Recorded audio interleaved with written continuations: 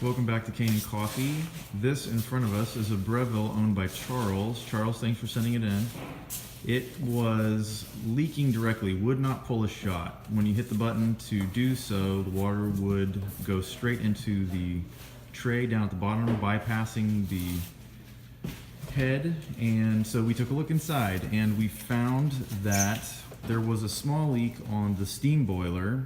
So we replaced the O-rings on that guy to get rid of that problem, but we also found that the solenoid valve was not functioning properly. We replaced the solenoid valve, and now this machine once again brews Charles' coffee. So let's go ahead and do that.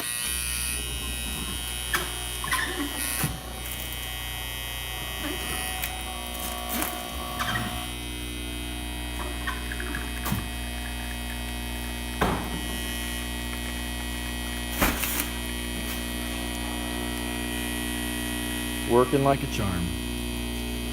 Thanks for checking out this video. Give us a like, subscribe to the channel, and we will see you in the next video while this thing